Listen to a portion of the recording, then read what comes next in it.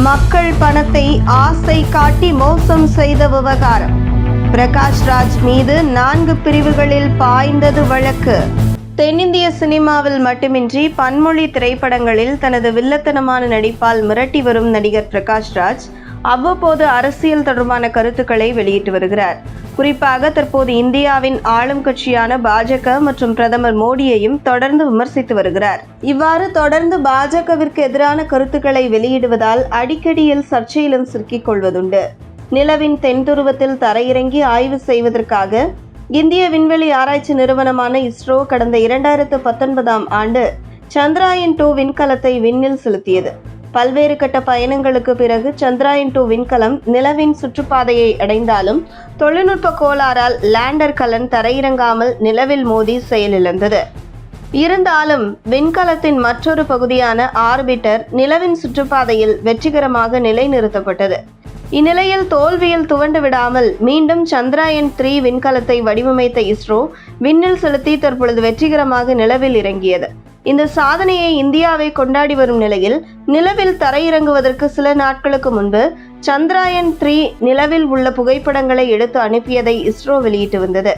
இந்த நிலையில் நடிகர் பிரகாஷ் ராஜ் அவருடைய சமூக வலைதள பக்கத்தில் சந்திரயான் 3 குறித்து ஒரு பதிவு செய்திருந்தார்.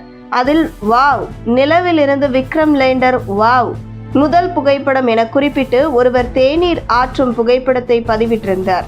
இந்த பதிவில் அவர் மறைமுகமாக பிரதமர் நரேந்திர மோடியை கேலி செய்வதாக பலரும் பிரகாஷ் ராஜுக்கு கண்டனம் தெரிவித்து வந்த நிலையில் பிரகாஷ் ராஜ் பதிவுக்கு பலரும் கொந்தளித்து போய் கடுமையாக பிரகாஷ் ராஜுக்கு எதிர்ப்பு தெரிவித்து வந்தனர்.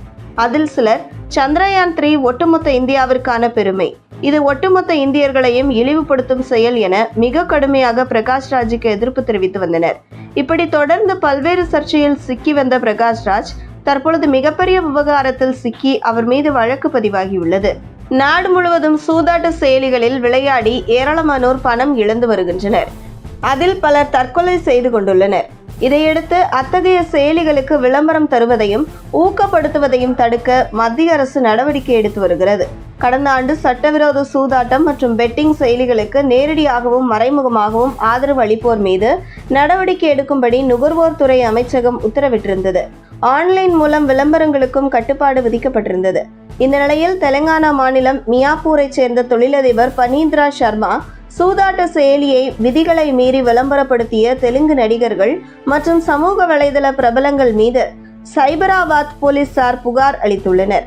அந்த புகாரில் தன்னுடைய காலனியைச் சேர்ந்த இளைஞர்களிடம் பேசும்போது சினிமா பிரபலங்கள், சமூக வலைதள பிரபலங்கள் ஆகியோர் சமூக வலைதளங்களில் விளம்பரப்படுத்தும் சூதாட்ட செயலிகளில் பணத்தை முதலீடு செய்திருக்கிறார்கள்.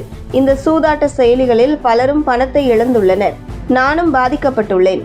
சமூக வலைதளங்களில் பிரபலங்கள் இதுபோன்ற சூதாட்ட செயலிகளை விதிகளை மீறி விளம்பரப்படுத்துகிறார்கள். இதனால் பண தேவை உடையவர்கள் இதுபோன்ற சூதாட்ட செயலிகளில் பணத்தை முதலீடு செய்து ஏமாற்றப்படுகிறார்கள். இதை விளம்பரப்படுத்தும் பிரபலங்கள் பெரிய அளவில் தொகையை பெற்றுக்கொள்கிறார்கள். எனவே சட்டவிரோதமாக இந்த செயலிகளை பிரபலப்படுத்தும் பிரபலங்கள் மீது நடவடிக்கை எடுக்க வேண்டும் என்று தன்னுடைய புகாரில் தெலுங்கானா மாநிலம் மியாப்பூரை சேர்ந்த தொழிலதிபர் பனீந்திரா சர்மா கூறியிருந்தார்.